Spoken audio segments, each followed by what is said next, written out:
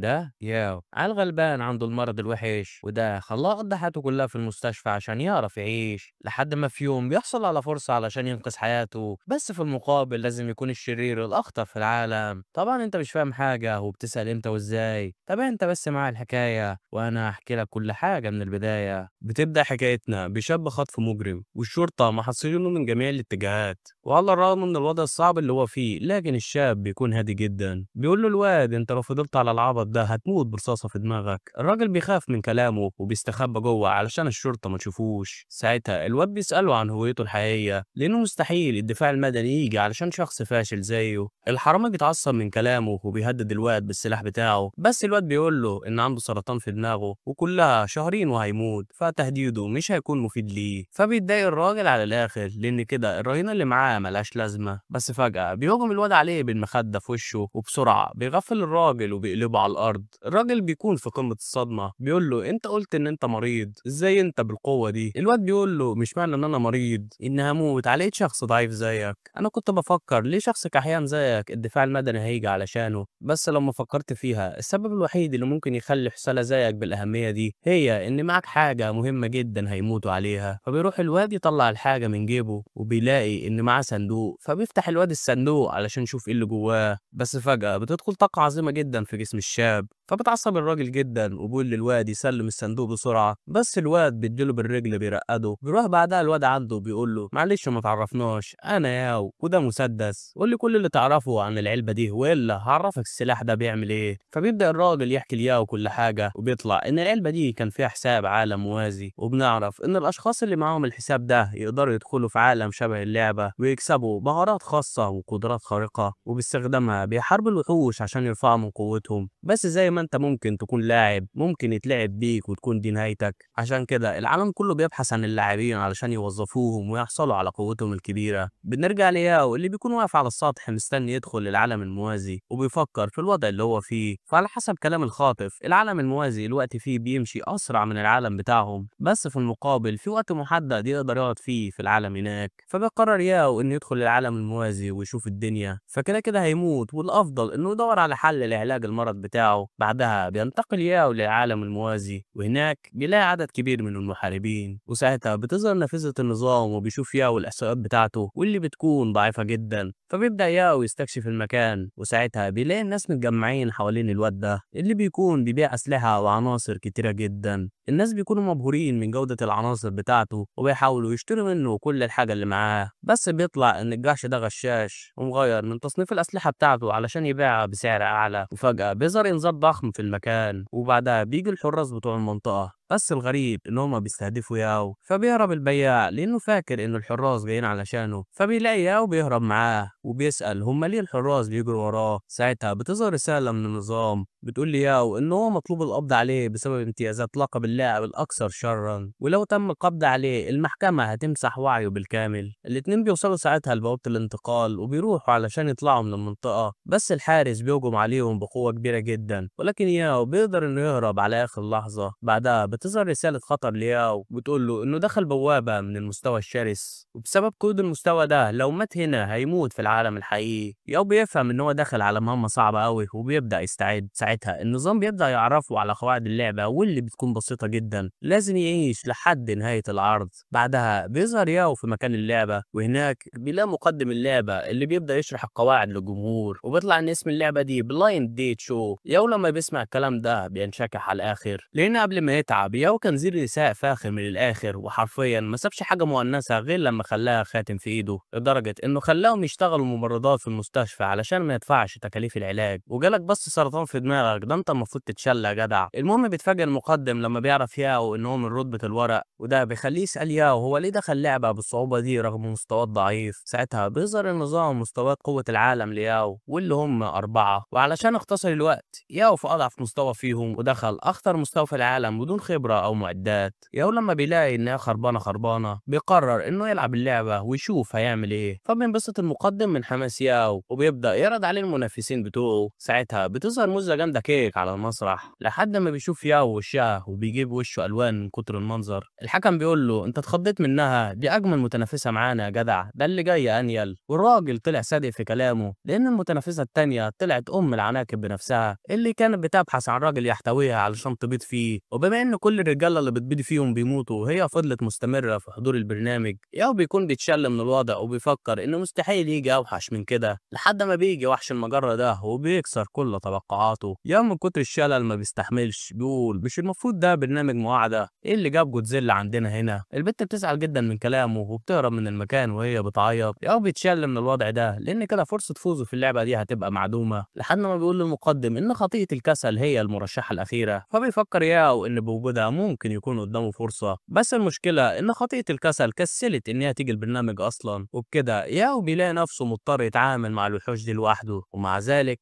بيدخل ياو الباب بكل ثقة لأن رغم الوضع الصعب اللي هو فيه هو عنده خطة. بنروح بعدها للمحكمة وبنشوف البياع بيدافع عن نفسه قدام القاضي بيقول له إن هم اتأكدوا إن هو ملوش دعوة بصاحب لقب الأكثر شرا، بس علشان هو حرامي ومزور هياخد 200 نقطة شر وهيترمي في مدينة الأشرار. بعدها بيأمر القاضي أتباعه بالبحث عن ياو علشان يقتلوه بأي شكل. بنرجع لجودزيلا اللي بتكون بتدور على ياو علشان تقتله، فبتلمح البت ياو من بعيد وعلى طول بتسحب الساطور بتاعها علشان تموته لحد ما بتسمع ياو وهو بيقول إن هو ندمان إنه جرح مشاعر جودزيلا. ده بيفاجئ البت جدا وبتقرر إن هي تسمع هو هيقول إيه. بيكمل ياو الحيوان التمثيلية بتاعته وبيقول يا جدع كل حاجة حصلت بسرعة. لو الواحد أخد باله شوية كان عارف إن جودزيلا دي شخص طيب وتستاهل الحب زي كل البنات. بنت العبيطة بياكل معاها الشويتين دول وبتبدأ تقع في حبه، بس ياو مش تلميذ علشان يقف هنا. بيروح ياو يجيب وردة وبيقول إنها كانت أطيب شخص شافه لحد دلوقتي ولو قابلها تاني أكيد هيحاول إنه يتقرب منها أكتر. البت بتقع خالص في شوشته وبتروح علشان تحضنه، بس أم العناكب بترقدها بالشباك بتاعتها وبتروح عند ياو علشان تاخده وتبيض فيه. ياو بيفكر في الوضع العباد بتاعه وبيقول إنه لو ما تصرفش بالشكل الصحيح أم العناكب هتتغدى بيه قبل ما الاتنين يتعشوا بيه. فبيقول لها ياو أنت قصدك إيه، عاوزة تخلفي مني؟ وأنت سألتيني الأول ولا خدت قرارك كده وخلاص؟ مش معقولة يا جدع، أنا كنت فاكر إن العناكب قلبهم كبير وبيعرفوا يحبوا، وبعدين عاوزة تخلفي مني من غير ما نتكلم عن المهر والشبكة؟ هل سألتي بابا؟ حد قال لك إن بابا الوافق؟ استنى وحش، هو مين هيتجوز مين؟ البت بتتكسف جدا من كلام ياو وحرفيا بتدوب في شوشته لحد ما بتيجي بنت المجنونة من وراه وبتسأله عن رأيه فيها. ياو ابن المجنونة بيرد عليها بكف بيسمع في المكان كله. الجمهور والمعلق بيكونوا مصدومين من اللي حصل وبيكونوا متأكدين إن ياو دلوقتي هيموت لا محالة، بس المفاجأة إن بنت المجنونة بتنبسط من الألم بتاعه وفجأة بتظهر رسالة من النظام لياو إنه فعل لقب الأكثر شرا دلوقتي. ياو بيستغرب من الكلام ده وبيسأل النظام عن تفاصيل أكتر. بيقول له النظام إن بسبب أفعاله الشيطانية اللي عملها في الماضي هو حصل على نظام اللاعب الأكثر شرا واللي بيديله مميزات خاصة في كل مرة بيعمل فيها أعمال شريرة، بس في المقابل النظام بتاع العالم هيحاول يقبض عليه ويقتله. وبسبب انه لمس كائن من المستوى الشرس فعل مهارة السيطرة على العقل. بيقطع افكاره في بنت المجنونة اللي بتكون عاوزة تاكل ياو من كتر ما هي حباه، بس الجودزيلا بتروح مطيرة ابوها فبتستغل ام العناكب الفرصة علشان تاخد ياو لنفسها، بس بقى البنات بيوصلوا علشان يوقفوها. فبيفضل ولاد العبيطة يتخانقوا مع بعض على مين هياخد ياو لنفسه لحد ما بيروح ياو وبيوقف العركة. بيقول لهم يا بنات مفيش داعي تقطعوا نفسكم عليا كده، انا ياو واحد بس في البلد بس قلبي يكفيكوا كلكم. ساعتها بيفكر ياو في الوضع بتاعه فهو ما ينفعش يفضل مع واحدة فيهم لان الاتنين التانيين هينقلبوا ضده، ولو بطريقة ما عرف يختار الجانب الاقوى الوحش ده هيستفرد بيه وهياكله. فافضل حل ان هو يكون محايد ويكسب قلب التلاتة لحد نهاية الوقت ويكسب اللعبة. عشان كده بيقترح عليهم ياو ويقسم وقته معاهم هما التلاتة بحيث يتعرف على كل واحدة فيهم شوية وقبل نهاية الوقت يختار الشخص اللي هيفضل معاه ويكمل اللعبة. التلاتة بينبسطوا من الاقتراح ده وبيقرروا يكملوا معاه. بيروح بعدها ياو عند الوحش ده وبيضربه. الوحش بيتجنن جدا من اللي حصل وبيهجم على ياو علشان يقتله، بس بيتفاجئ ببنت المجنونة بتهجم عليه وبتفقع عينه. بعدها بتروح تدي العين لياو، فبيفكر ياو انه لو سيطر على المجنونة دي اكيد هيقدر يستفيد منها وبيبدأ انه يستخدم مهارة السيطرة بتاعته عليها. بس الغريب ان تأثيرها بيكون ضعيف جدا، وهنا بيقول له النظام ان شرط تفعيل المهارة ان يكون الامر مطابق لرغبات الهدف. فبيغير ياو الاستراتيجية بتاعته، بيقول لها مش شايفة ان الوضع اللي انت فيه صعب شوية، قصدي انت انت جايه هنا علشان تدوري على حد يحبك ويحتويكي، بس المشكله ان البرنامج الخنزير ده بيستغلك. لو ما تعرفيش، هم قالوا لي ان انت مش هتعرفي تاكليني، وده علشان يعرفوا يجيبوا مشاهدات اكتر. البت بتتفاجئ من كلامه، تسأل عن حل للمشكله اللي هم فيها، فبقول لها ياو ان هي لازم تخلص عليهم الاول بحيث تعرف تاكله براحتها. البت بتقتنع بكلامه وبتروح تقطع في الوحوش اللي موجوده في المكان. ياو بينبسط من الوضع وبيروح عند باقي البنات علشان يسيطر عليهم. بعد فتره بتفوق بنت المجنونه من التنويم المغناطيسي وبتروح علشان تدور على ياو وتقتله. ساعتها ياو بيكون قاعد مع ام العناكب علشان يسيطر عليها، فبتقول له البت ان هو لو فضل معاها هتعرف تحميه، بس لو رفض عرضها هتخلص عليه دلوقتي. ياو بيقول لها ده عرض جميل جدا، بس في مشكله بسيطه انك مش هتعرفي تلتزمي بيه. البت بتستغرب من كلامه، بتقول له انت قصدك اني ضعيفه ولا ايه؟ بيقول لها ياو انت يمكن قويه بس مش اقوى من اصحاب البرنامج. انت عارفه ان هم عاوزين يقتلوني باي شكل ومش هيهدوا غير لما يخلصوا عليا، بس لو عرفنا نفكر في طريقه نوقف فيها البرنامج ساعتها هنكون في امان وهنفضل مع بعض للابد. البت بتقتنع بكلام ياو وبتقرر تحميه مهما حصل. ساعتها بتظهر بنت المجنونه في المكان وبتروح علشان تقتل ياو، بس ام العناكب بتوقفها عند حدها، فبيقول لها ياو ان بنت المجنونه عاوزه تقتله علشان هو رفض ان هو يبقى معاها، فلازم تحميه منها علشان ما تموتوش. بنت المجنونه بتتعصب على الاخر وبتطلع المقص بتاعها علشان تبدا المعركه، ومن شده القتال الاتنين بيقطعوا في دراعات بعض. بيفضل 5 دقايق على انتهاء البرنامج، وياو عمال بيتفرج على المدعكه دي من بعيد لحد ما بتيجي الجودزيلا عنده وبتقطع دراعه. فبيتفاجئ ياو من اللي حصل وبيسالها هي قطعت دراعه ليه، فبتقول البت ان هي قبل ما تتحول للوحش اللي هي عليه دلوقتي كانت شغاله جزاره، وبسبب شغلها وشكلها الوحش محدش كان بيتقرب منها، لحد ما جه راجل جحش زي ياو عندها في يوم من الايام واستغل شخصيتها البريئه علشان تساعده في حاجات كتير. ولما اخذ غرضه الحيوان رماها زي الكلبه، وبسبب حزنها الشديد اخذت السطور. وبقى القصه انتم عارفينها. ياو بيقول لها كلام مؤثر وكل حاجه، بس ايه علاقه ده بدراعي؟ البت بتقول له ان هي قطعت دراعه زي ابن الصرمه اللي ضحك عليها، لان اصلا هي عندها تروما من الرجاله. فبيضحك ياو وبيقول لها الكلام ده قبل ما تمسكي ايدي، وعلى طول بيفعل ياو مهاره السيطره بتاعته وبيخلي الجودزيلا تروح تضرب في باقي البنات.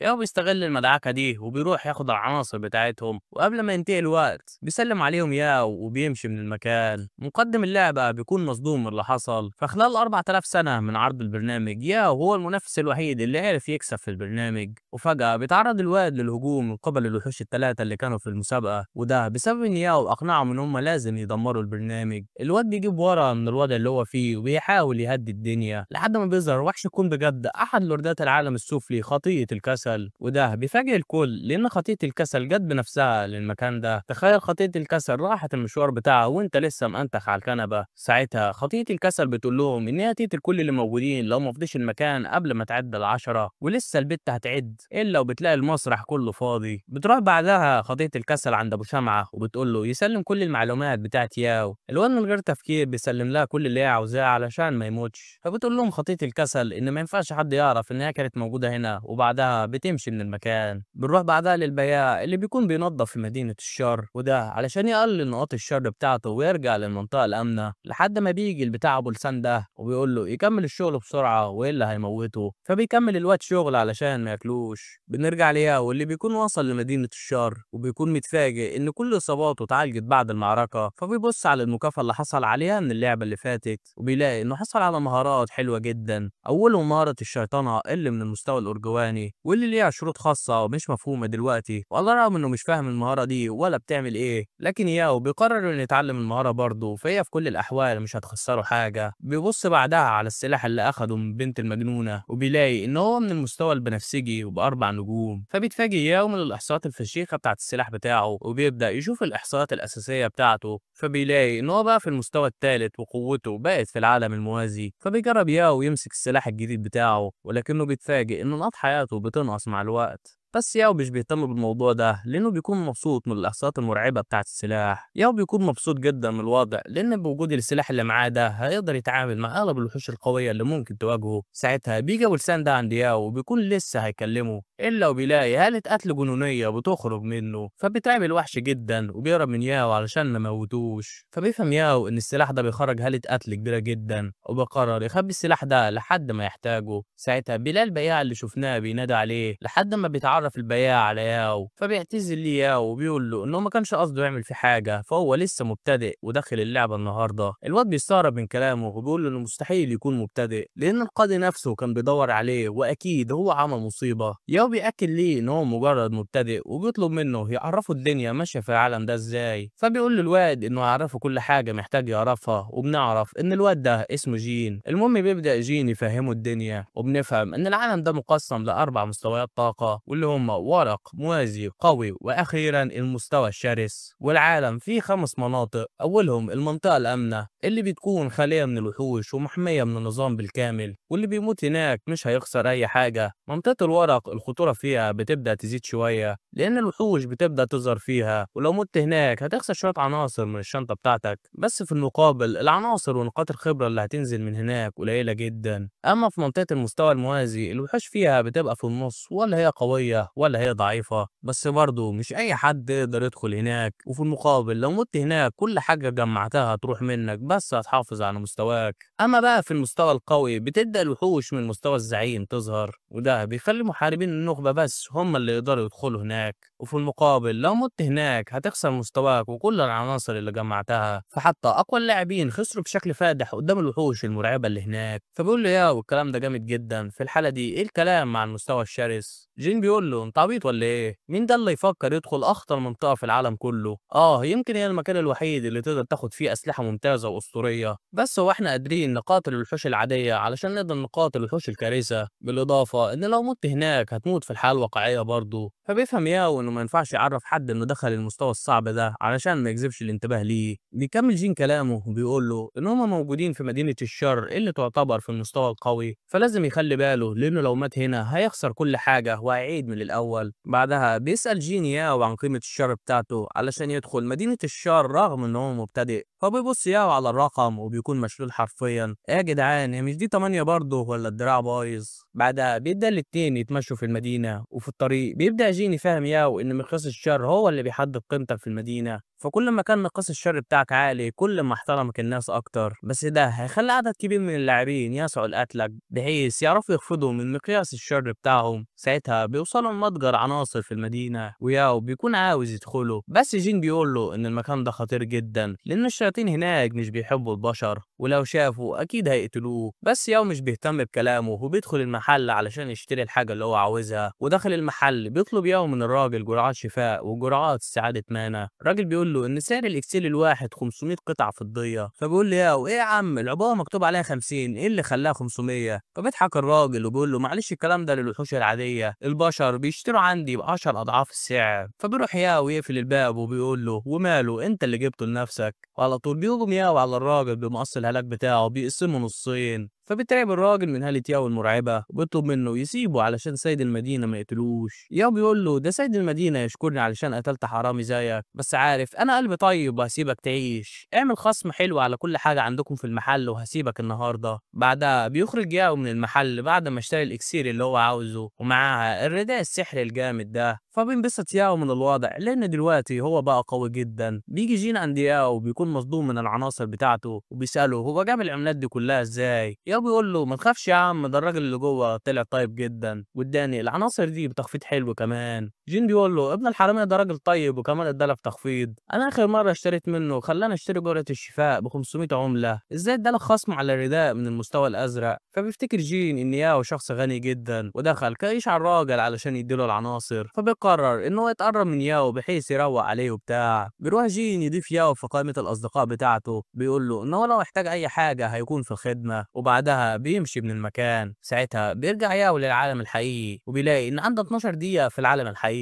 رغم انه قضى يوم كامل في العالم التاني. المهم بيرجع ياو للمستشفى وهناك بيلاقي الممرضات قدامه وبيسألوه هو راح فين الفترة دي، فبيقول لهم ياو ان هو راح يتمشى شوية وهيرجع الغرفة بتاعته علشان يستريح. الممرضات بيتأثروا من الوضع بتاعه وبيحسوا بالشفقة على حاله، فعلى عكس المرضى العاديين ياو مصاب بمرض سرطان خاص جدا وملوش علاج، فمش عارفين يعملوا ايه ليه علشان يهونوا عليه الوضع اللي هو فيه. بيرجع ياو الغرفة بتاعته علشان يستريح وهناك بيتفاجئ بخطية الكسل قدامه عمالة الحالة بتلعب أتاري. ياو بيفتكر إن هو بيهلوس دلوقتي، فبيروح عند الدرج علشان يجيب الدواء بتاعه بحيث ياخده ويخلص من الهلاوس دي، بس بيتفاجئ إن خطية الكسل بتطلب منه يلعب اللعبة بتاعتها. ياو بيحس إن الهلوسة بتاعته واقعية زيادة عن اللزوم، وبيبدأ يمسك في خروم خطية الكسل. طبعا البت بتتضايق من العبط ده وبتمسك المرتبة بتاعته علشان ترقده، فبيعتذر لها ياو وبيقول لها إنه هيختم لها اللعبة بس لو سابته يعيش. بتعدي فترة وبيقدر ياو إنه يخلص اللعبة فعلا، فبتضحك خطية الكسل وبتقول لي ياو إن هو أول شخص يقدر ينجو من مصدر الشر خلال السنين اللي فاتت.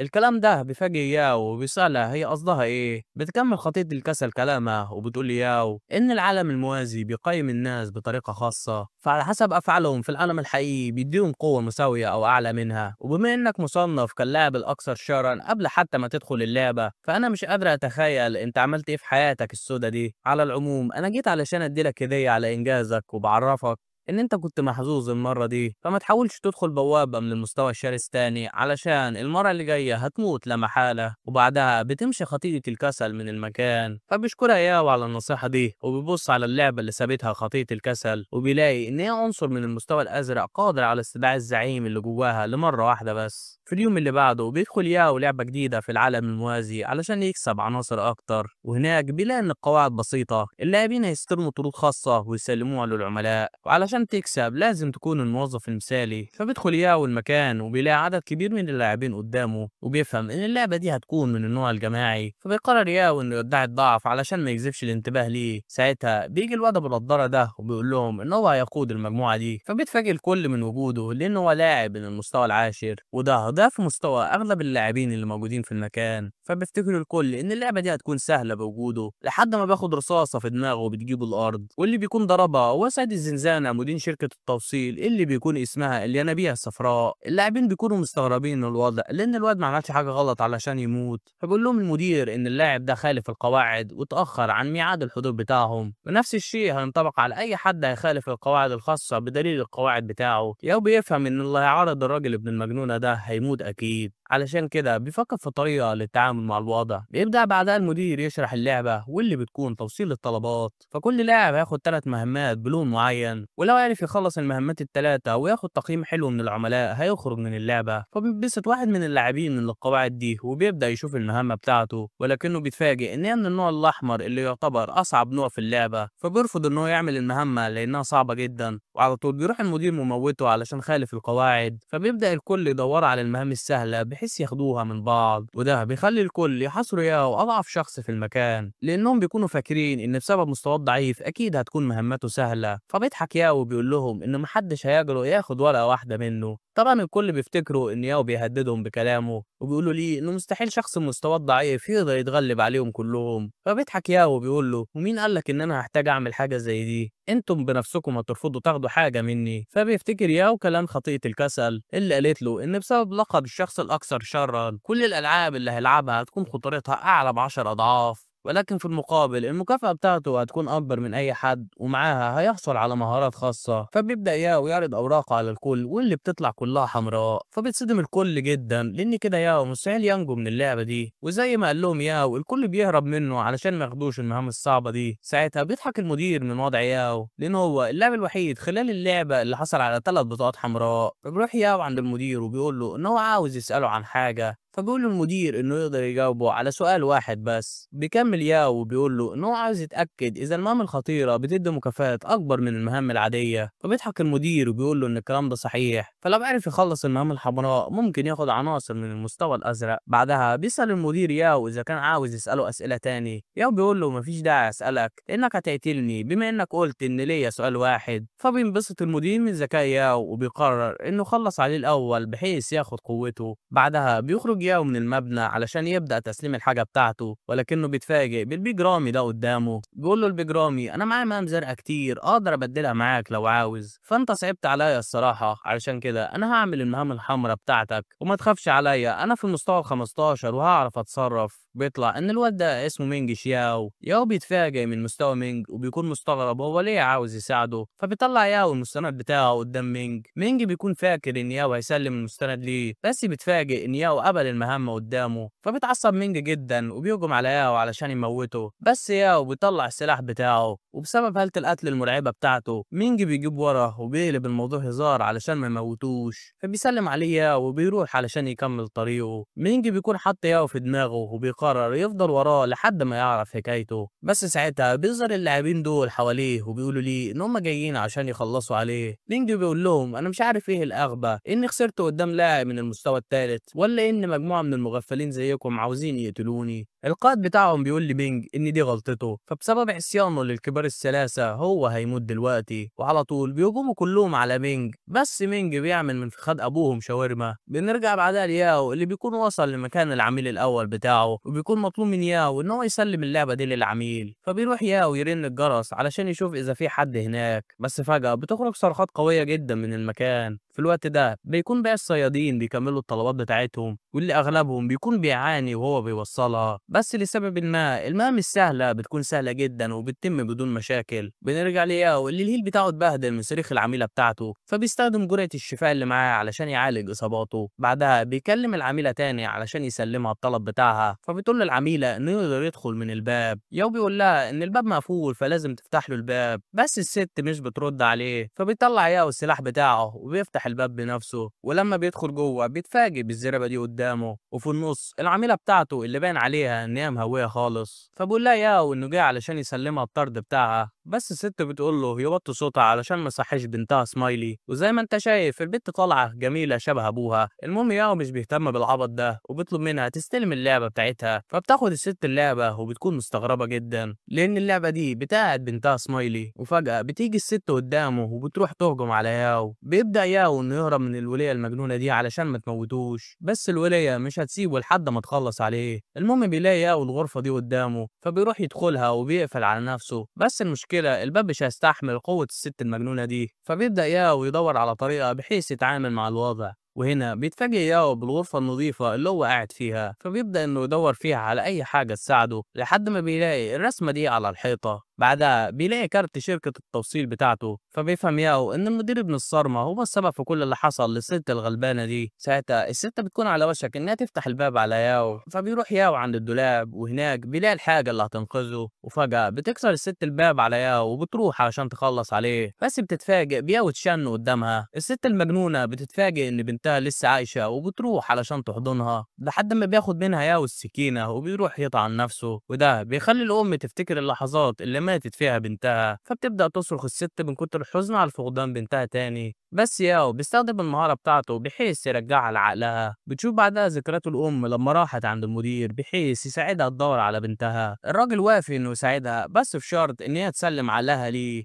وكأي أم مستعدة تعمل أي حاجة علشان بنتها. وافقت الأم على عرض الشيطان اللي فضل يتحكم فيها السنين دي كلها من غير ما يرجع لها سمايلي. بنرجع لياو اللي أدرك الوضع وفهم إن المدير حيوان بيستغل الناس لمصلحته، فبيستخدم ياو المهارة بتاعته علشان يرجع الست الرشدها من تاني. بعدها بيطلب منها تساعده للإطاحة بالمدير، وفي المقابل هيساعدها تلاقي بنتها سمايلي. الست بتوافق على طلبه وبتدي اياه تقييم كامل، وده بيرفع من مركزه في الشركة لموظف مميز. وقبل ما يمشي بتسأله الأم إذا كانت بنتها لسه عايشة. ياو بيقول لها إنه مش متأكد من الموضوع ده، بس هيبذل كل ما في وسعه علشان يرجعها. في الوقت ده بيكون المدير عارف إن الأم خرجت عن سيطرته، فبيقرر إنه يبدأ في المرحلة التانية علشان يخلص على كل اللي موجودين في اللعبة. بنشوف بعدها كرومبو ده بيستلم الطرد بتاعه، واللي المفروض إنه يلاقي فيها حاجات تساعده على التخسيس، بس بيتفاجئ بمسحب البيك قدامه. وزي اي حد طبيعي بينزل على الطبق بيفرمه، بس اللي مش طبيعي ان هو بيهيج على الاخر وبيروح علشان ياكل اي حد يقف في طريقه. نفس الموضوع مع باقي العملاء اللي بيلاقوا نفسهم استلموا عناصر غير اللي كانوا عاوزينها وبيبداوا يقطعوا في المندوبين اللي قدامهم. بنرجع لمينج اللي بيكون ماشي في الغابه علشان يوصل لمكان العميل بتاعه، لحد ما بيحس ان في حد مستخبي في المكان. فبيستخبى مينج بحيث يشوف مين الخصم بتاعه، بس بيتفاجئ بياو عمال يغير هدومه قدامه. فبيروح ياو عنده يسلم عليه وبيسأله هو بيعمل ايه هنا. مينج بيقول له انه رايح يساعد يسلم الطرد بتاعه وعدى من عنده بالصدفة، فبيفكر مينج إن ياو ممكن يساعده في المهمة الصعبة بتاعته، وبيطلب من ياو يجي معاه المهمة بتاعته ويقسموا المكافأة. فالمنطقة اللي هم فيها بيسكنها وحوش من المستوى القوي، ولو كل واحد راح لوحده هيتعمل من فخادهم شاورما، فالأفضل إن هم يتحدوا مع بعض علشان يحموا نفسهم. وعلشان يثبت حسن نيته، مينج بيوري لياو المهمة بتاعته بحيث يثق فيه. ياو بيقول له شوف الصدفة يا جدع، دي نفس المهمة بتاعتي. فبينبسط مينج من الوضع وبيكون لسه هيناقش ياو في الخطة بتاعته، إلا وبيتفاجئ بكرومبو الزومبي بيدور على حد علشان ياكله. فبيستخبى الاتنين في الغابة، وبيبدأ مينج يدور على طريقة علشان يهربوا من الوحش. بس ياو بيقول له إن مفيش داعي لأن عنده طريقة للتعامل مع الوضع. مينج بيخاف من خطة ياو وبيقرر إنه يستخدم قوته الكاملة علشان يخلص على الوحش. بس فجأة بيظهر الوحش قدامهم وبيكون فاكر إنه لقى الفريسة بتاعته، بس بيتفاجئ بالشيطان الرجيم قدامه شال مقص وجاي علشان يموته. فبيترعب الزومبي جدا وبيهرب بسرعة من المكان. مينج ساعتها بيشكر ياو على إنقاذه ليهم وبيطلب منه إن هم يكونوا أصحاب. فبيضحك ياو وبيقول له ده بيعتمد إذا كان عندك جرعات شفاء ولا لأ. بيكمل الاتنين طريقهم في الغابة، وفي الطريق بيقول له مينج إن اللعبة دي لعبها قبل كده، ومع الأسف أغلب أصحابه ماتوا أثناء عمل المهمة دي. طبعا هم ما ماتوش بجد، بس كلهم خسروا مستواهم ومعداتهم كلها، وبالعافية هو عرف ينجو من اللعبة دي. وخلال بحثه أدرك إن المدير بيخلي الطلبات السهلة فيها مشاكل بحيث يتجننوا العملاء ويبدأوا في قتل اللاعبين اللي قدامهم. فبيضحك ياو وبيقول له كويس ان انت قلت لي المعلومه دي، ايه رايك ان انت تساعدني في حاجه كده؟ وصدقني لو نجحنا كلنا هنخرج من هنا على قيد الحياه. بيروح بعدها لشويه الموظفين دول اللي بيحاولوا يهربوا من الدود العملاقه دي اللي عاوزه تاكلهم، فبيستغربوا من الوضع لان هم سلموا الطرد بتاعهم بدون مشاكل، فليه الوحش ده بيجري وراهم؟ الواد بيقول له انت حمار ولا ايه؟ احنا رحنا نسلم لحشره عملاقه مبيد حشرات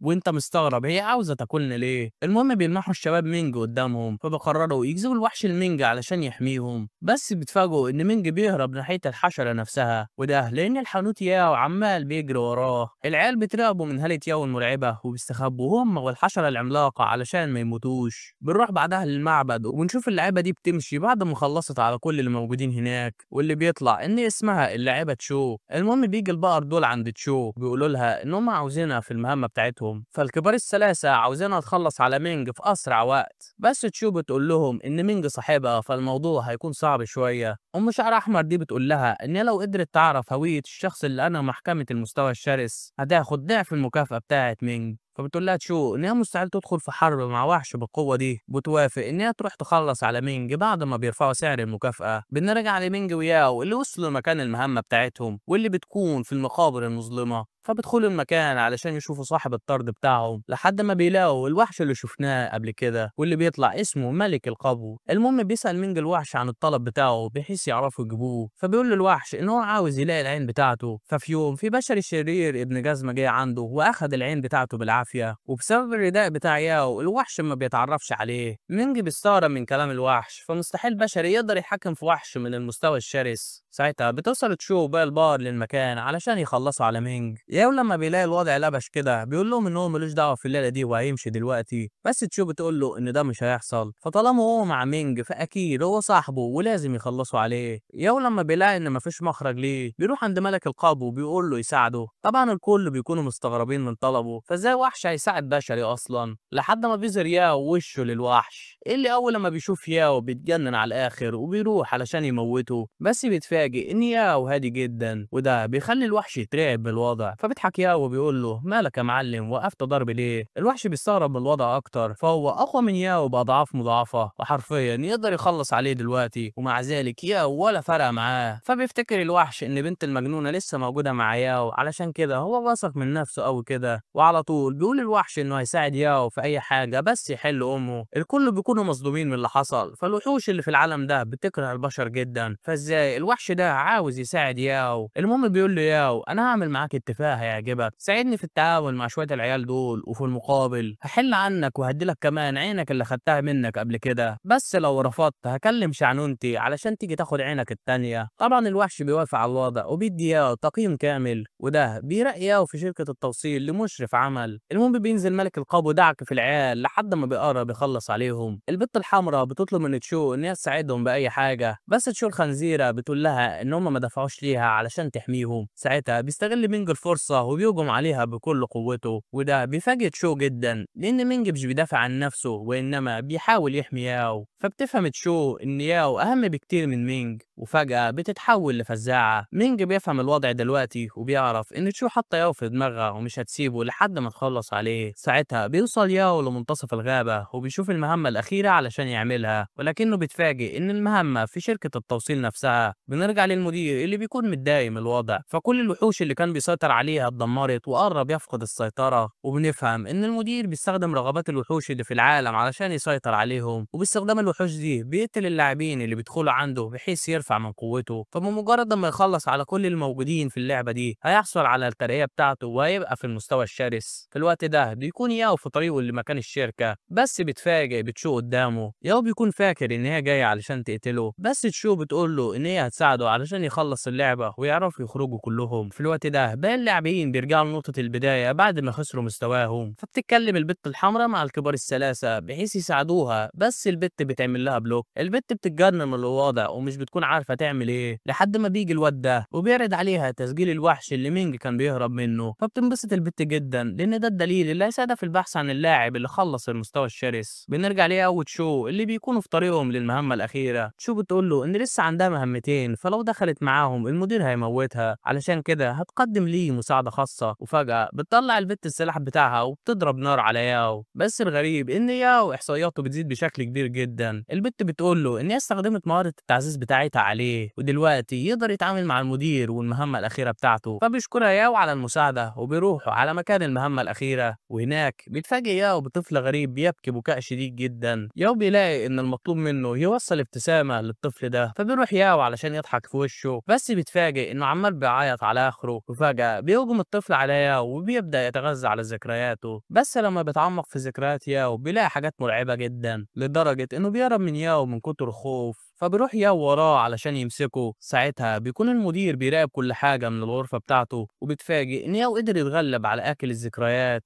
فبيقرر ان هو يروح يتعامل مع ياو بنفسه علشان يوقفه قبل ما كل اللي بناه يتدمر على ايده. شوف بعدها ياو اللي راح عند الوحش علشان يخلص عليه، بس الوحش بيرمي عليه اللعبة علشان يدافع عن نفسه. ولما بيروح يشوف ياو اللعبة بيلاقي ان هي اللعبة بتاعت سمايلي، فبيفهم ياو ان الكائن ده هو ما تبقى من الطفلة المسكينة، وعلى طول بيروح عندها وبيكلمها عن امها. فبتعيط البت من كتر الحزن وبتقول له ان هي عاوزة تروح لها باي شكل، بس فجأة البت بتبدأ تصرخ من كتر الألم، وعلى طول بيتعرض ياو للهجوم وبيفقد سلاحه. فبيبدأ ياو انه يتفادى الهجمات بكل سرعته لحد ما بيقدر يهرب من الهجمات بتاعة الطفلة. الشكر طبعا لتعزيزات تشو الكبيرة واللي لولاها كان ياو هيتخبز دلوقتي. ساعتها بيوصل المدير عند ياو وبيهنيه على شجاعته، بس المدير بيبدأ يعيط بسبب تأثير بكاء سمايلي الملعون. المهم المدير بيقول له ان هو متأثر بمهاراته، فهو من الناس اللي تعدت على الصوابع اللي قدرت توصل للمستوى اللي هو فيه، وعلشان كده هو لازم يتعامل معاه بسرعة. وعلى طول بيخرج المدير عدد كبير من الدمى اللي بتحاصر ياو من كل حتة، بس الغريب ان الدمى بتجهز ليهم قاعدة علشان يتكلموا. بيقول له المدير انه في الطبيعي كان هيقتله دلوقتي، بس نادرا ما بيلاقي شخص بمهاراته. بيبدأ المدير يكلم ياو عن العمل بتاعه في شركة التوصيل، فالموضوع اكتر من مجرد توصيل طلبات، فهو شخص بيبحث عن رغبات الناس ويقوم بقمعها علشان يقدر يتحكم فيهم ويستفيد منهم اقصى استفادة. وده نفس الشيء اللي عمله ياو لحد دلوقتي، وده ان دل على شيء فيدل على شخص بيملك طموحات كبيرة جدا، وعلشان كده هو لازم يموت دلوقتي. فبيخلي المدير سمايلي تمسك السلاح بتاعه وبتضرب على ياو النار، بس ساعتها ياو بيقدر يصد الهجوم بالاتاري بتاعه، وبعدها بيستخدمه علشان يستدعي الزعيم اللي جواه. فبتخرج طاقة عظيمة جدا في المكان للتجهيز لحضور الوحش المرعب ده. الزعيم بيترعب من القوة الهائلة دي وبيكون مش عارف يعمل ايه، بس المفاجأة ان الجهاز بيقول له انه محتاج فترة للشحن. ياو بيتشل من الوضع لانه كان فاكر ان الوحش بيتم استدعائه بسرعة، فبيهجم الجنود المدير على ياو علشان يموتوه، بس المفاجأة ان هم بيتدمروا كلهم بكل سهولة، وده لان ياو بيقدر انه يحصل على المرتبة الملعونة بتاعة خطية الكسل. فبيتعصب المدير جدا من الوضع وبيستعد للمعركة، فبتهجم المخدة على المدير بقوة أسطورية بتدمر المكان بالكامل، وده بيحرر سمايلي والمقص بتاع ياو من قوة المدير الشريرة. ياو بيكون مصدوم من قوة سلاح خطية الكسل، وده بيضايقه شوية، فهو لو كان يعرف بقوة السلاح ده من الأول كان هيشيله لوحش أقوى، بس مع الأسف الجهاز بيختفي وبيبقى ياو لوحده دلوقتي. المهم بيدور ياو على سمايلي علشان يخلص المهمة، بس المدير بيهجم عليه بالحاجات الخضراء بتاعته. وبعدها بيظهر المدير وهو متشلفط من المخدة، بيقول لي ياو انا ما كنتش متخيل ان معاك عنصر بالقوة دي، بس انت استخدمت الورقة الرابحة بتاعتك دلوقتي وما بقاش معاك حاجة علشان تتغلب بيها عليا. وفجأة بيبدأ الزعيم يسيطر على جميع العملاء اللي موجودين في المنطقة، وبيطلع ان المدير بيكون عاوز يستخدم العقد اللي ما بينهم علشان يمتص اجسادهم ويرفع من قوته. ياو بيكون مش عارف يتعامل مع الوضع، فلو المعركة استمرت على الحال ده هو هيخسر اكيد. بس فجأة بتظهر الام المجنونة في المكان وهي متشوهة على الاخر، وعلى طول بتهجم على المدير علشان تنقذ سمايلي، وبالفعل بتقدر ان هي تاخدها منه وبعدها بترميها بعيد عن الخطر. ياو بيستغل الموقف وبيروح عند سمايلي بيقول لها انت كنت بتدوري عن الابتسامة السنين اللي فاتت، والنهارده انا هقدمها ليكي. بيروح بعدها ياو يرسم ضحكة بالمقص بتاعه، وبالفعل بيقدر ان هو يخلص المهمة. ساعتها بيكون المدير عمل من الام بطاطس محمرة وخلاص على وشك انه يقتلها دلوقتي، فبيروح رامي الام مكسر بيها الحيطة وبينادي على ياو بيقول له انت كنت محظوظ قوي لحد دلوقتي، بس المعركة خلصت، فانا مدير الينابيع الصفراء وطالما انا في الارض بتاعتي اقدر اخلص حتى على وحش من المستوى الشرس. فبيبدأ المدير انه يستخدم الصلاحيات بتاعته في المكان، بس المفاجأة ان النظام بيقول له ان ده مش هيحصل، وده بسبب ان في مديرين للشركة بتاعته. المدير بيكون مصدوم من الكلام ده، فهو متأكد انه مستحيل على ياو انه يخلص المهمة الأخيرة. بس ياو بيقول له معلش يا جدي جه الوقت انك تتقاعد النهارده. المدير بيقول لي ياو انه قلل من شأنه جدا، علشان كده هيبدأ يقاتله بجدية، وعلى طول بيهجم على ياو بكل قوته. بس ياو بيستدعي العملاء اللي في المكان علشان يساعدوه في المعركة. المدير مش بيكون مهتم بيهم بسبب ان هم اضعف منه بكتير، لحد ما بتديهم تشو تعويذة التعزيز بتاعتها اللي بترفع من قوتهم بشكل كبير جدا. فبيهجم كرومبا على المدير وبيقدر يكسر بيه المكان. شو بتقول لي ياو بالنسبة للمبتدئ فانت عملت شغل جامد جدا، بفكرني اضيفك لما نمشي. وعلى طول بيروح البتاع ده مثبت المدير علشان يخلصوا عليه. مينج ساعتها بيوصل للمكان علشان يسدد الضربة القاضية. ياو بيروح عند تشو علشان يشوف مينج هيعمل ايه مع الحيوان ده، بس الغريبة ان تشو بتقول له ان مينج الوحيد اللي في الكوكب اللي مش هتحب تشوفه وهو بيخلص على اعدائه، وده لان تقنية مينج السرية انه ياكل اعدائه. عشان كده تشو كانت عاوزة تموته بحيث يخلص من المهارة البيض دي. المهم بعد ما بتظهر رسالة النظام بإنهاء المهمة بتطلب تشو من ياو انه يضيفها بحيث يتواصلوا مع بعض في المستقبل. بتروح بعدها سمايلي عند امها واللي بتكون خايفة ان هي تكرهها بالذات بعد ما شكلها اتغير جدا، بس دي الام في النهاية. فبتروح الام تحضن بنتها المفقودة بعد غياب طويل جدا. شو الخنزيرة بتبدأ تتأثر من الموقف الصعب ده، وده بيخليها تستغرب لان هي خنزيرة ما عندهاش قلب. مينج بيقول لها ان ده طبيعي بسبب بكاء الطفلة الملعونة بتاع سمايلي، فبتطمن تشو ان هي لسه خنزيرة زي ما هي، وبتقول للبقية ان هي هتمشي دلوقتي. فبيشكرهم ياو على مساعدتهم وبيقول لهم انه هيمشي برضه، بس لما بيمشوا الاتنين بيفضل ياو لسه في اللعبة. بعدها بيقول ياو انه هيبدأ دلوقتي في محاسبة المدير الحقيقي المسؤول عن كل اللي حصل. الكل بيكونوا مستغربين من كلام ياو، فهم شافوا المدير وهو بيموت دلوقتي، بس فجأة بتظهر ضحكات شريرة بتملى المكان كله. ياو بينبسط من الوضع لان كده هيحط حد لكل اللي حصل لحد دلوقتي. ساعتها بتظهر رسالة من النظام بتقول ياو انه يقدر يتجاهل الكائن الخفي اللي في المكان وياخد المكافأة بتاعته ويمشي او يكمل بحث عنه، وساعتها لازم يتحمل 60 ثانية في المكان ده قبل ما يقدر ياخد المكافأة بتاعته. طبعا ياو بيوافق على المهمة. ساعتها بتتحرك واحدة من الدمى واللي بتكون التجسيد الخفي. بيقول التجسيد لياو انه كان بيراقبه من وقت طويل جدا، وبما انه شاف الحقيقة بتاعته فهو عاوز يعمل معاه صفقة. هو مستعد يرفع من قوته للمستوى الشرس وفي المقابل هيسيطر على جسمه لفترة معينة. ياو بيقول له عرض جميل، واحسن رد عليه شوف لك كلبة. وعلى طول بيهجم واحد من العملاء على الدمية بيدمرها، بس ياو بيقول لهم ان الموضوع ملوش لازمة بما انهم مش عارفين مكان الجسد الاصلي بتاعه. فبيقول للتجسيد ان كلامه صحيح وعلشان ذكائه الكبير هيقدم ليه عرض افضل. التجسيد بيقترح على ياو انه يكمل دوره كمدير للمتجر ويساعده يحول جسمه بحيث يقدر يستخدم قيمة الشر بتاعته ويرفع من قوته. العملاء بيهجموا على الدمى علشان يدمروها، بس الدمى بتكون كتيرة جدا ومش بيقدروا عليها. التجسيد بيوصل لياو وبيبدأ انه يندمج معاه علشان يسيطر عليه، بس الغريبة ان ياو مش بيعمل اي حاجة. ياو بيقول له انت فاكر ان العبط ده هيمنعني؟ تجسيد بيقول له انه كان بيتغذى على الرغبات، وبغض النظر عن مدى شره فاكيد في رغبة هو عاوز يحققها، زي ان هو يعالج جسده الملعون ويتخلص من الهلاوس بتاعته. بس فجأة بتتغير هالة ياو وبيفعل التقنية السرية بتاعته. ساعتها باقي اللاعبين اللي مخلصوش مهماتهم بيكونوا لسه بيهربوا لحد ما بيلاحظوا حد بيطير في السماء واللي الكاتب سرقه من سولو علشان الريتش كان واقع عنده. المهم التجسيد بيكون مصدوم من اللي حصل لان التمثال الضاحك اللي قدامه ده هو الشكل النهائي لياو، وعلى طول بيستخدم ياو امر النهاية واللي بيفجر كل حاجة قدامه. الأم بتقدر تخرج من تحت الأنقاض بالعافية بالعافية، بس سمايلي مش بتكون محظوظة زيها. باقي العملاء بيقدروا إن هم يطلعوا من العافية من تحت الأنقاض، وبيكونوا مش مصدقين الطاقة الشيطانية المرعبة اللي استخدمها ياو دلوقتي، لحد ما بتوصل خطية الكسل عندهم وبتسأل عن اللي حصل هنا. المهم بيبدأ الكل يشرحوا كل حاجة ليها، وعلى طول بتفتح خطية الكسل بوابة للعالم الحقيقي علشان تقابل ياو. بس الأم بتروح عند خطية الكسل وبتطلب منها المساعدة، فبتقول لها خطية الكسل إن سيد الروح بتاعها مات ودلوقتي هي بتحتضر. فبتتصدم الأم من حقيقة إنها تخسر بنتها تاني، بس خطية الكسل بتطلع ليها المصباح ده، بتقول لها إن هي تقدر تديها جوهر حياتها علشان تقدر تنقذها، بس لازم تعرف إن دي هتكون المساعدة الأخيرة اللي هتقدر تقدمها ليها. وبعدها بتمشي خطية الكسل من المكان. الأم على طول بتبدأ تضخ روحها علشان تنقذ سمايلي، وقبل ما تختفي من الوجود بتقول لها إن هي أكتر شخص حبته في العالم وهتفضل جواها للأبد. لو تأثرت حط لايك عشان قربت أشحت هنا. بروح بعدها لياو اللي بيصحى على السرير بتاع المستشفى، وده بيخليه يستغرب جدا لأنه بعد ما عكش التجسيد بعد التحول بتاعه اتفاجئ إن النظام طرده من العالم الموازي، وده بيضايق ياو جدا لأنه كان عاوز يشوف المكافأة اللي هياخدها من المهمة. ساعتها بيسمع صوت تخبيط قوي جدا على الغرفة بتاعته، وعلى طول بيدخل على ياو اتنين من الوحوش المرعبة. ياو بيستغرب من الوضع وبيفكر إنه بيهلوس دلوقتي، بس ده بيخليه يستغرب أكتر لأنه أخد الدواء بتاعه من شوية والمفروض ما يشوفش الحاجات دي. فبيحاول ياو يتجاهل الهلاوس اللي قدامه، بس فجأة بتهجم الوحوش عليه وبتقدر تخدش وشه. ياو بيدرك ساعتها إن دي مش هلوسة وهو بيتعرض للهجوم دلوقتي، بس في الحقيقة اللي قدامه دول اتنين ممرضات وكل اللي بيحصل ده في دماغه بس. ياو طبعا مش بيكون مدرك للوضع ده، فبيخاف الاتنين من تصرفات ياو الغريبة لأن ياو مش بيتصرف زي طبيعته. فبيحاولوا إن هم يروحوا يطمنوا عليه، بس ياو بيكون شايف إن الوحوش بتحاول تقتله، وكرد فعل طبيعي بيهرب منهم ياو لحد ما يعرف يحدد قوة أعدائه. فبيروح الاتنين يكلموا الأمن علشان يلحقوا ياو. ساعتها بيظهر الوحش المرعب ده قدام ياو وبيجرح رجله. ياو بيتأكد إنه مش بيحلم وبجد هو في خطر دلوقتي، وده بيخليه يفكر يستدعي الأسلحة بتاعته علشان يستعد للمعركة. بس في الحقيقة ياو بيكون واقف قدام واحد من حراس الأمن اللي بيكون بيحاول يكلمه، بس ياو مش بيستجيب ليه. فبيكلم الأمن الفريق بتاعه علشان يساعدوه في القبض على ياو، بس ياو بيجري من قدامه وبيهرب من المستشفى. في الوقت ده بيكون جين قاعد مع العيال اللي بيرعاهم وبيقول لهم إنه هيغيب لفترة علشان يكمل الشغل بتاعه وهيرجع على طول. بس ساعتها بيظهر ياو قدامه. جين مش بيقدر يتعرف على ياو بسبب اللبس بتاعه وبيروح علشان يطمن عليه، لحد ما بيظهر ياو هالة القتل الجنونية بتاعته وشكله اتجنن خلاص. وعلى طول بيهجم ياو على جين بالمقص بتاعه. جين بيقدر إنه يهرب من قدامه بصعوبة كبيرة، فبيطلع لفوفة الانتقال بتاعته وبيخلي الأطفال يهربوا دلوقتي. ياو ساعتها بيكون خرج هالة القتل الكاملة بتاعته وجاي عشان يذبح جين في العيد. فبيحاول جين إنه يستعطف ياو بحيث يرحمه، وبطريقة ما بيقدر ياو إنه يسيطر على الشيطان اللي جواه للحظات، وبيطلب من جين يهرب دلوقتي لأنه مش هيقدر يسيطر على نفسه. جين بيكون لسه مصدوم من اللي حصل ومش بيكون عارف يعمل إيه. ياو ساعتها بيفقد السيطرة بالكامل وبيهجم على جين بكل قوته، بس وحش الكون خطية الكسل بتوصل للإنقاذ. خطية الكسل بتكون مصدومة من الوضع، فياو مش بس قدر إنه يستخدم نقاط الشر بتاعته رغم إنه بشري، ده كمان قدر يقاوم إرادة الشر المطلق رغم الاضطراب النفسي اللي هو فيه. فبيهجم ياو عليها بكل قوته، بس خطية الكسل بتهجم على ياو بالتلج السحري بتاعها واللي بسببه بيفقد كل اللي موجودين الوعي. ياو بطريقة ما بيقدر يتحمل القوة المرعبة دي، وبيسأل خطية الكسل هي بتعمل معاه كده ليه. خطية الكسل بتقول له إن في الطبيعي كانت هتقتله، بس هي هتكتفي بإفقاد الوعي مؤقتا لحد ما يشوف طريقة لمساعدته في السيطرة على الشر المطلق. وعلى طول بيغمى على ياو من كتر التعب، بس ساعتها بتلاقي خطية الكسل إن هي محاصرة بدرع سحري ضخم جدا. جين بيكون مرعوب من الوضع وبيحاول إنه يفهم اللي بيحصل دلوقتي، لحد ما بيجي أبو ستارة ده عندهم وبيقول له إن الموضوع عندي. بيروح أبو ستارة عند خطية الكسل وبيقدم ليها التحية، بيسألها هي ليه ما بلغتهمش إن هي هتيجي للعالم بتاعهم. خطية الكسل بتقول له إن الموضوع كان طارئ وما كانش ينفع يستحمل التأخير، وعلشان كده هي تدخلت بدون ما تعرفهم. الراجل بيقول لها إن هي يمكن قوية بس ما ينفعش تتصرف زي ما هي عاوزة، فمحاربين عالم البشر لو عرفوا بوجودها ممكن يعملوا حرب شاملة يدمروا كل اللي بنوه. البت بتتعصب من كلامه، بتقول له والله أنا هروح المكان اللي أنا عاوزاه ولو عندك حاجة اعملها. أبو ستار بيقول لها إنه ما عندوش مشكلة في دخولها للعالم بتاعهم، بالذات إنه عارف نواياها، بس المشكلة إن أغلب المدافعين على الأرض مش بيطيقوا لوردات العالم السفلي، فلو حد شافها أو حس بمصدر الطاقة بتاعتها هتحصل مدعكة حرفيا. خطية الكسل بتقول له إن لما يعرف هوية الشخص اللي جت علشانه هيقدر الموقف بتاعها، وده بيخلي الراجل يستغرب من كلامها. بيقول لها الراجل إزاي شاب ضعيف زي ده يخليك تخاطري بحياتك للدرجة دي، ده حتى مش مستيقظ وبالعافية في المستوى الموازي. فبتضحك خطية الكسل وتقول له تبقى عبيط يا أبو عباية، روح افحص هتفحص الواد وهتضرب نفسك 100 جزمة على طول. فبيروح أبو ستارة علشان يفحص ياو وبيتفاجئ إن هو بيحمل قوة الشر المطلق. أتباع أبو ستارة بيكونوا مصدومين من الكلام ده، لأن كل اللي حملوا إرادة الشر المطلق كانت نهايتهم سريعة وبائسة، بس الواد ده زي الفل قدامهم. فبيسأل أبو ستارة عن سبب جنون ياو، فبتقول له خطية الكسل إن ياو حرر جزء من قوة الشر المطلق في المعركة الأخيرة بتاعته، وبسبب استدعائه لقوة من المستوى الشرس بدون استعدادات فقد السيطرة بالكامل. الكل بيكونوا مصدومين من الكلام ده. فأقوى محارب في العالم بالعافية قوته مساوية لقوة وحش ضعيف في المستوى القوي، وده بعد سنين طويلة من التدريب. ما بالك بياو اللي قدر على إيقاظ قوة وحش من المستوى الشرس وهو في المستوى الضعيف بتاعه. المهم بتقول لهم خطية الكسل إن هي لازم تاخد ياو معاها علشان تعرف تساعده، بس أبو ستارة وأتباعه بيرفضوا الكلام ده وبيطلبوا من خطية الكسل إن هي تسيب ياو ليهم. وعلى الرغم إن خطية الكسل ما كانتش عاوزة كده، ولكنها بتوافق إن هي تسيب ياو معاهم بحيث يحسبوها جميلة، بس بتقول لهم إن هم يفشلوا في الحفاظ على ياو، بالذات إن هم ما تعاملوش مع وحش من المستوى العظيم ده قبل كده. فبيقلع الراجل الستارة بتاعته وبيقول لها إن ياو دلوقتي هو الأمل بتاع البشرية وسط الظلام الدامس اللي هي فيه، علشان كده هم هيعملوا أي حاجة علشان يساعدوه في السيطرة على قوته الكبيرة. فبتقول له خطية الكسل إن هو حر يلبس الخابور بمزاجه، بس بتفهمه إن الإصدار التجريبي هينزل قريب فلازم يستعدوا. الراجل بيتصدم جدا من كلامها، بيقول لها الراجل إن ده مستحيل. فالمحكمة الأخيرة ما كملتش 10 سنين، بس خطية الكسل بتقول له إن الوضع اتغير. فبعد ما النظام شعر بوجود مصدر الشر دلوقتي سرع عملية فتح البوابات وما بقاش قدامهم وقت تاني. الراجل بيسلم أمره لله وبيقول لها إنه هيحاول يلاقي حل قريب. بتروح بعضها خطية الكسل عند ياو وبتديله واحدة على جبهته علشان الحب ولع في الذرة. طبعا عم بيومي بياخد الصدمة هنا. فخطية الكسل مش بتهتم غير ب 23 ساعة على النوم بتوعها وتعذيب الناس، فمن امتى كان عندها كل الحنية دي؟ فبتتعصب البت وبتقول له في حاجة ولا اعمل من وشك شوارع. الراجل بيجيب ورا من كلامها وبيقول لها اعملي فيه اللي انت عاوزاه، احنا واخدينه منك اعارة اصلا. ابو ستارة بيتضايق من الوضع وبيقول للرجالة بتوعه يسرعوا في الخطة بتاعتهم، لان بوجود يوم معاهم كل حاجة في اللعبة هتتغير بالكامل. بنشوف جين بيراقب الوضع من بعيد وبيكون خايف جدا، فبيقرر انه يهرب من المكان قبل ما حد يشوفه. بس ساعتها اتباع ابو ستارة بيجوا عنده وبياخدوا جين معاهم علشان هو الشاهد الوحيد على كل اللي حصل. في الوقت ده بتكون تشو بتحاول تتواصل مع ياو، بس طبعا هو مش بيرد عليها لحد ما بيجي لتشو اتصال من عمها واللي باين ان علاقتها بيه زي الهباب. المهم تشو بتقول له انها مش فاضيه للعبط بتاعه لان هي رايحه عشان تموت حد دلوقتي، بس لما بتسمع المبلغ اللي هيقدمه ليها بتفتكر ان صله الرحم مهمه في رمضان برضه. بنروح لاحد المستشفيات القريبه وبنشوف الدكتور ده بيتابع الحاله اللي معاه واللي لسبب ما حاسس انه راجل بالسالك.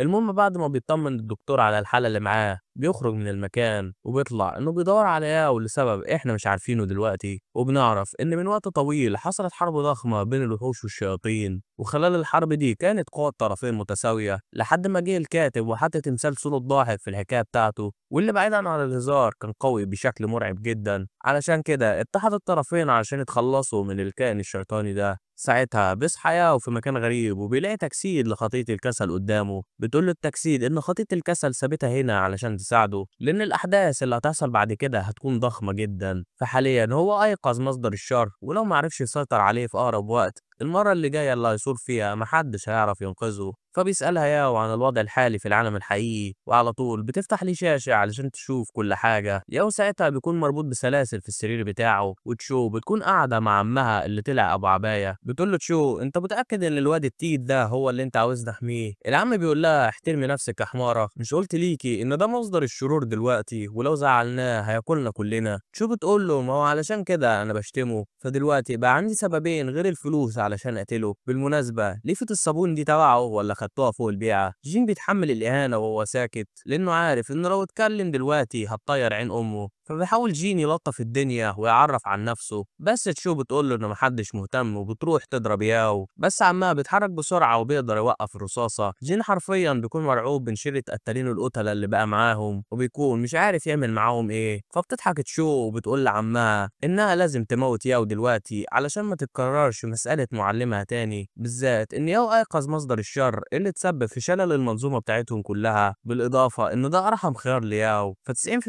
من اللي حصل على إرادة الشر المطلق بيموتوا بسبب الضغط الهائل بتاعها، وال10% الباقيين بيتجننوا وبيتحولوا لوحوش بتقتل بدون هدف. عم تشو بيقول لها إنه عارف كل الكلام ده، بس ياو مختلف عن كل اللي فاتوا، فمن بين كل الناس اللي حصلت على إرادة الشر المطلق هو الوحيد اللي قدر يكسر الإرادة دي حتى ولو لفترة قصيرة. وبنعرف إن مصدر الشر المطلق هي لعنة قديمة بتحمل إرادة خاصة، وكل اللي يعرفوه إن الإرادة دي بتظهر بشكل عشوائي، والناس اللي بيكون حظهم طين وبيحصلوا عليها بيكون مصيرهم على الأغلب الموت أو التحول لوحوش مرعبة. وده بيخلي تشو تكون مصرة على قتل ياو دلوقتي. ياو بيكون بيشوف اللي بيحصل وبيكون متفق معاها. خطية الكسل بتستغرب من العبط ده، فحرفيا حياة ياو على المحك وهو مش مدي للموضوع أي اهتمام. بيكمل العم بكلامه وبيقول لتشو إن كلامه صحيح، بس اللي كان بيحصل ليهم كان طبيعي جدا، لأن الطاقة اللي مضطرين يتحملوها عظيمة بشكل لا يصدق. وبنعرف إن الوحوش عملت حرب كبرى في الماضي وتسببوا في قتل عدد كبير من البشر. ففي الحرب الكبرى الوحوش هجمت على البشر بأعداد لا تصدق، وبسبب فرق القوة دي البشر كانوا على وشك الانقراض،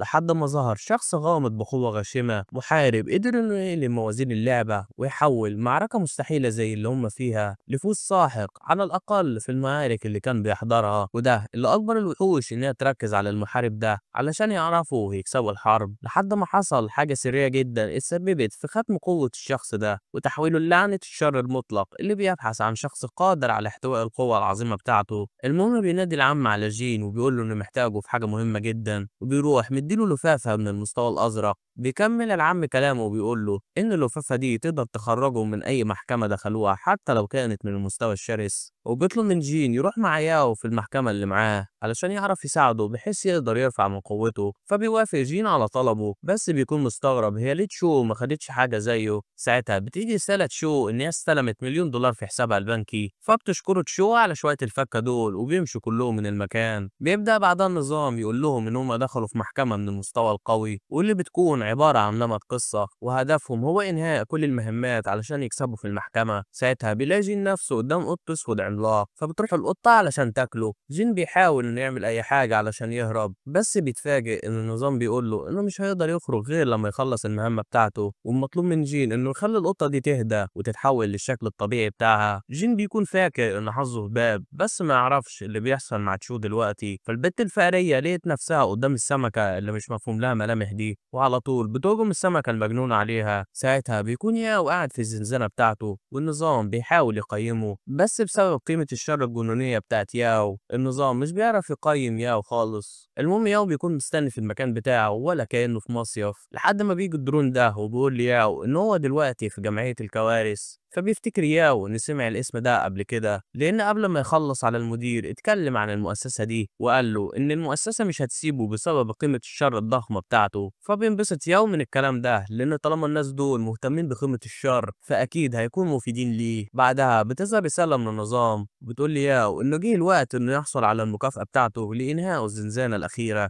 وبيقدر ياو ياخد صندوق من المستوى الأرجواني واتنين من المستوى الأزرق. طبعا دي بتكون مكافأة جنونية بالنسبة لأي حد، بس ياو اتعود على الحاجات الحلوة دي. بيبدأ ياو يشوف الإحصائيات بتاعته وبيلاقي إنه قدر يوصل للمستوى الخامس ورقق مهارة الشر المطلق للمستوى التاني. بس ياو مش بيكون لاقي إن الإحصائيات اتغيرت بشكل كبير، فبيحس إن النظام بيستهبله، لحد ما بيلاقي ياو إنه حصل على لقب مميز واللي بيديله القدرة على لعن الأعداء بلعنة خاصة. ساعتها بيجي اتنين من الجنود عند ياو وبيطلبوا منه إنه يجي معاهم، وفي الطريق بيكون ياو بيشوف اللي بيحصل للناس اللي بيتعمل معاهم تجارب، وزي ما انت شايف يا صاحبي الناس دي بتعمل معاهم حاجات ما بتحصلش غير في المدارس الحكومي. المهم بيوصل ياو للوجهة بتاعته وبيدخل لغرفة الطوارئ علشان يبدأوا الاختبار، بس قبل ما يدخل بيديله الحارس ده جهاز خاص جدا وبيقول له يستخدم الجهاز لما يدخل جوه. فبيشكره ياو وبيدخل الغرفة. بعدها بيطلب القائد من الجندي ان هو يروح عند الدكتور المسؤول عن مراقبة ياو، فبيشكره الجندي على الفرصة دي وبيقول له انه مش هيخذله ابدا. بنرجع لياو اللي بيكون بيتفحص المكان علشان يشوف الدنيا وبيفكر في الهدية اللي خدها من الجندي دلوقتي، بس ساعتها بتظهر الحشرة دي قدام ياو، فبيسأل ياو عن موضوع الاختبار بتاعه. ساعتها بتظهر الموزة الجامدة دي وبتبدأ تعرف عن نفسها وبتقول له ان اسمها الطبيبة ميمير المسؤولة عن المكان ده كله، ولسبب ما بدأت تحب الدكاترة والطب فجأة. بتكمل وحش الكون ميمير الكلام وبتقول لي ياو ان الحشرة اللي قدام قدامه مميزة جدا. فالحشرة دي من النوع الطفيلي القادر على السيطرة على أهدافه، وكل ما كان الهدف أذكى كل ما أعطى الوحش مهارات أكتر. وعلشان كده ميمير عاوزة تجرب تحط البتاع ده في دماغ ياو وتشوف لما الوحش ده هيسيطر على شخص بذكائه هيتحول لإيه. لسبب ما رجع تكره الطب والبحث العلمي كل اللي يعرفه. ساعتها بيوصل الجندي اللي شفناه من شوية عند ميمير، فبترحب بيه ميمير جدا وبتسأله عن التجهيزات بتاعتهم. الجندي بيقول لها إن كل حاجة كويسة ومستني بس الأمر منها. فبيروح الواد مطلع السكينة بتاعته علشان يخلص على البت المجنونة دي، بس فجأة بيظهر عدد كبير من الجنود حواليه وبيحاصروه من كل حتة. فبيستغرب الراجل من اللي حصل وبيسألها هي عرفت هويته ازاي. بتقول له ميمير إن هي مخليها لكل جندي كود خاص بيه، وبما إنه ما قالش الكود بتاعه فأكيد هو مش الجندي اللي بيشتغل معاها. الواد بيقول لها إن الموضوع مش فارق معاه لأن الهدف بتاعه تم بالفعل. وفجأة بيحصل انفجار ضخم في الغرفة بتاعت ياو، فبتسأل ميمير عن اسم الواد ده، وعلى طول الواد بيعرف عن نفسه وبيقول لها إن اسمه نينج. المهم بيبدأ الكل يهجم على نينج لحد ما بيخرطوا أمه. بعدها بتؤمر ميمير الكل يجهزوا أدوات الاختبار ويرموها عند ياو. بيرجع لنينج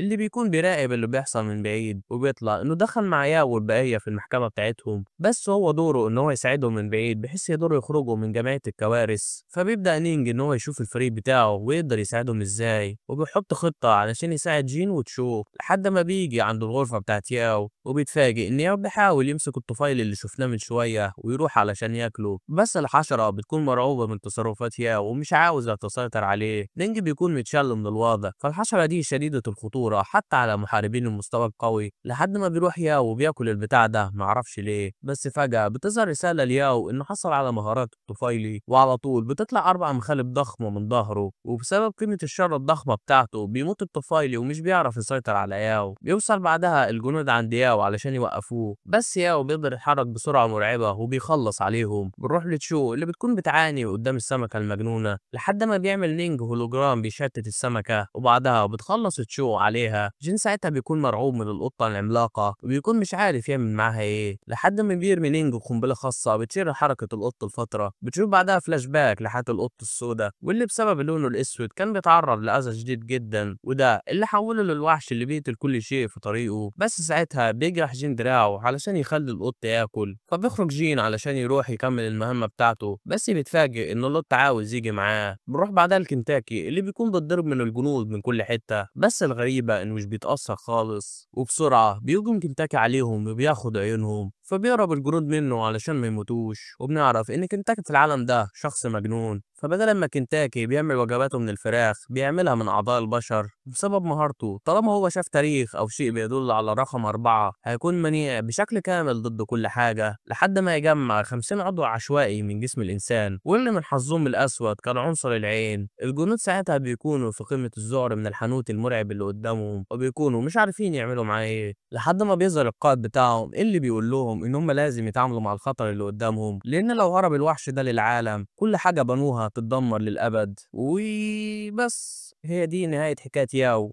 أو على الأقل دي آخر حلقة موجودة عندي. لو نزل أي حاجة جديدة تانية إن شاء الله هرفعها ليكم في أقرب وقت.